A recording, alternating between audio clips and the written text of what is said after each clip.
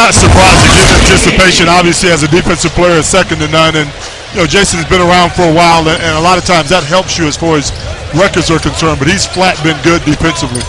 Jason Terry over Paul George against the long-arm defender. Terry put it up high off the glass, banked it home. With that, the Mavs are shooting 71%. Indiana shooting 64%. The lead is 5. Lance Stevenson, a rookie out of Cincinnati in just his 4th NBA game, is in running the point for Indiana. A foul was just called on Deshaun Stevenson for his first. Lance Stevenson is in at point guard because Darren Collison lost the ball and then turned his ankle right there. He has limped off to the locker room. That's a shot clock violation that was forced by Dallas before the timeout. Collison limped and went back to the Indiana locker room. When we get a report, we will pass it along to you. I hope he's all right, but Sean Marion did a tremendous job defending him on that crossover, moving his feet, using his hands, didn't allow him to get around it. He's done a great job on several positions, showing hard on the screen and recovering so that Psycho T doesn't get that position back. Interesting on that foul, though, that they gave Granger the free throws. Deshaun was arguing hard that he never got the shot off, but to no avail. They were over the limit. No, Dallas has 5 team fouls here in the quarter. Terry cuts through traffic. Kidd finds him with a bounce pass. Terry no good. Sean Marion goes after it. Just quicker up off the floor against Jeff Foster, was able to get the rebound, but Indiana comes back and makes a defensive play on the steal in the passing lane. Tyler Hansbrough. That's Foster, beg your pardon. In the lane, Stevenson. Now Hansbrough to the basket. Dreaded dribble penetration always causes a problem for your defense. Barea and Dirk at the scorer's table to return at the next opportunity. Indiana has a foul to give for the last 2 minutes. Flinging it up top, Kidd to Terry. Hesitates, gets down into the paint. Kidd, another one, goes down the well. He has hit bullseye on 3 threes. He is at 111 made threes for the year. And that three-point percentage, which was uncharacteristically low as recently as early January, is on a fast track up right now. Oh, nice pass. Kidd finds Terry going to the basket on the back cut. Jason Terry's got Paul George tied up in knots right now. And it's old-fashioned basketball. Backdoor cut, wide-open layup. Jason Terry's come off the bench. He's already chipped in 6. Foster rolls to the basket and jams it home. I'm a little concerned with Dallas on the defensive end right now. They're scoring at will, but got to be better defensively. Interesting what a big ball handler Lance Stevenson is. That Kidd 3 earlier, that was extra impressive because of the big guy closing on him, but that's a big guy running the point. Remember that Mahimi came in for Hayward at the last time out. Stevenson lets it fly from the three-point line. And Deshaun Stevenson's shot's off target. 40 seconds remaining in the first quarter. Lance Stevenson with the shot for Indiana. Rebound chased down by Jason Kidd, but didn't have quite all of his momentum headed up the floor. And so the ball goes out of bounds off Kidd. You know Jason Kidd, he's always looking for that. Here you see it in the half court, nice backdoor cut by the Jet, created an easy opportunity for Jason Kidd. Not a lot of room to thread the needle there, but he was able to find Jason Terry. He knows every angle to work, man. Every inch on the floor, he's mastered it. Kidd and Deshaun Stevenson check out. You've got Dirk in along with J.J. Barea. Barea, of course, at point. Dirk will move to the board. Marion will slide to the 3. Hansbrough, the jumper, rattles it in. And Indiana has tied the game. Both teams are putting on an offensive clinic here in the first quarter. Well, Indiana looks like a different team from the team that I saw the first time against the Mavericks.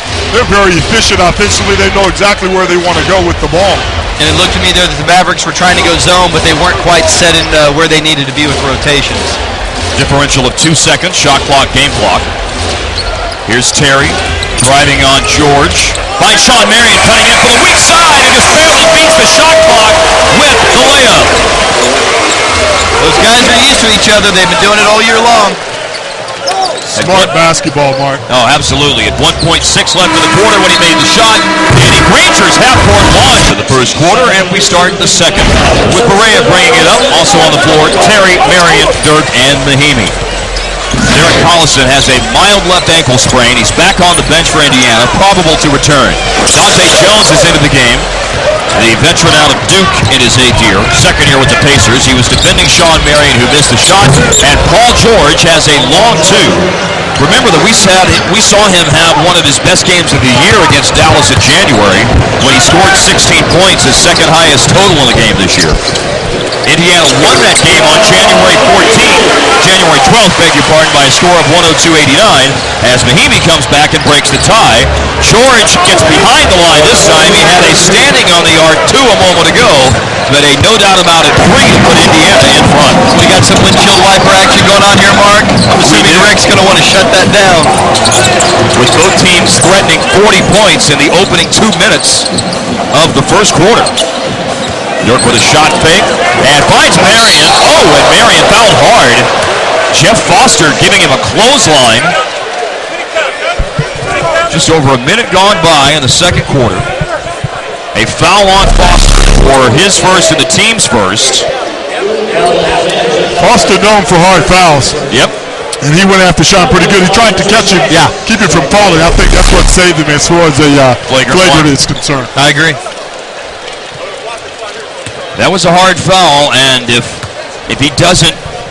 Marion goes to the floor and goes to the floor hard, might see a different call on that, but Foster's efforts probably ended up, like Harp said, evening out the scales, if you will. Well, he's a veteran guy. He knows what he's doing, first of all. He's known for making hard fouls, obviously, Foster is, but he was smart in trying to keep him from hitting the ground. You got to know what your rep is as well. That's right.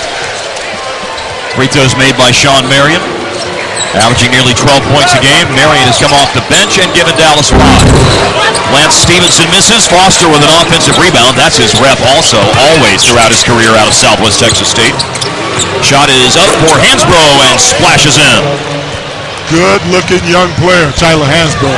And the beneficiary of more minutes and thus producing more under Frank Logan. Correa down into the lane. The shot off the rim.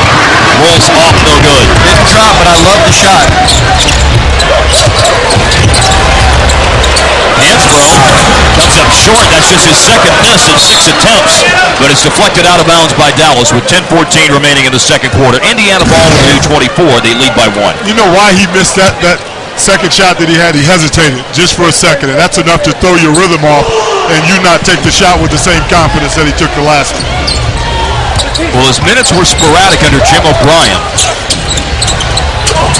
He was getting to play some late in O'Brien's tenure, and in 14 of the last 20 games, Hansbrough scored at least 13. There is Correa driving hard off the miss, but Hansbrough comes away with the rebound.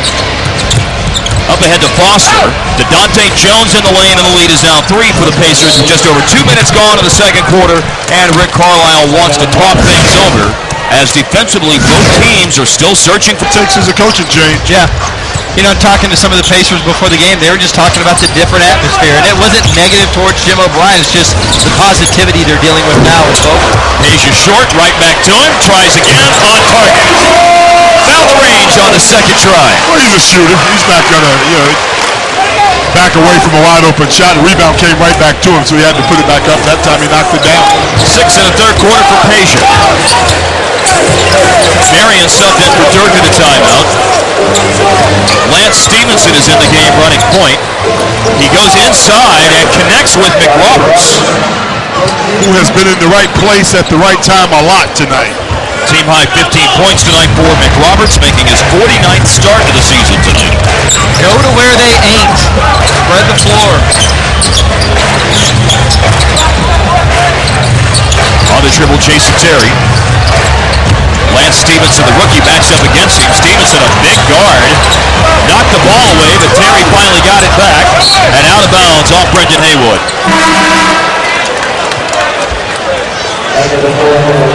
Tyler Hansbrough will sub in.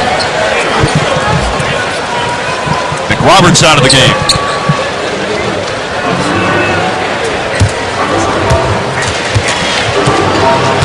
Kid, Terry, Marion, Asia, and Haywood for Dallas. The quintet on the floor. And Stevenson, just somebody yells timber as he falls over and turns it over. And I know at home you're usually watching the ball action away from the ball. Haywood just working really, really hard to make sure that Hibbert doesn't establish that deep post position. That's one of the things they wanted to improve on in the second half. As Stevenson falls. Oh, it was the Pacer bench giving him a hard time. Oh, Marion! He comes up short, and Hibbert with the rebound. Will Peja give him a hard time for that?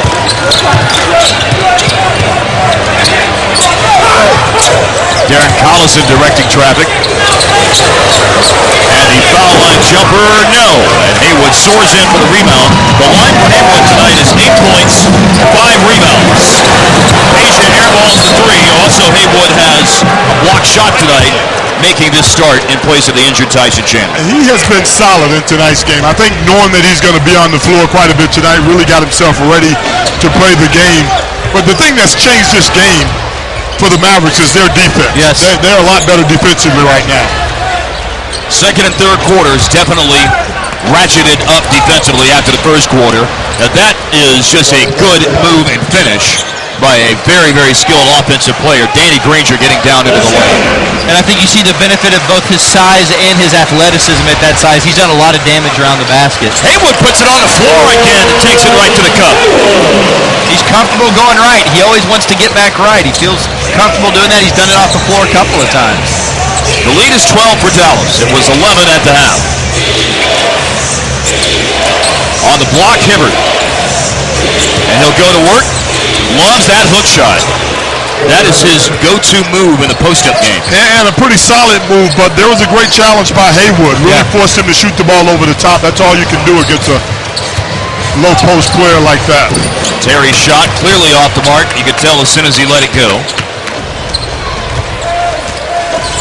Dallas led by 22 from Dirk. McRoberts has 15 to lead Indiana as we play with 2:40 to go in the third. And here is Hibbert. I think that's the first time we've seen him shoot a turnaround fadeaway on a post-up, and the result is probably why we haven't seen it much tonight. Brendan forced him off that sweet spot. Dribble drive, Jason Terry. Sean Marion with a runner on the lane. Tips in his own miss. No, it's spun out. There's been a lot of that stuff around the rim going in and out for the Mavs tonight. Three-point connection for Danny Granger. Granger 4 out of 10 for the floor tonight. You know, he didn't shoot the ball well against Dallas in the game back in January. He went 5 out of 13 for the floor. Under 2 to go in the third.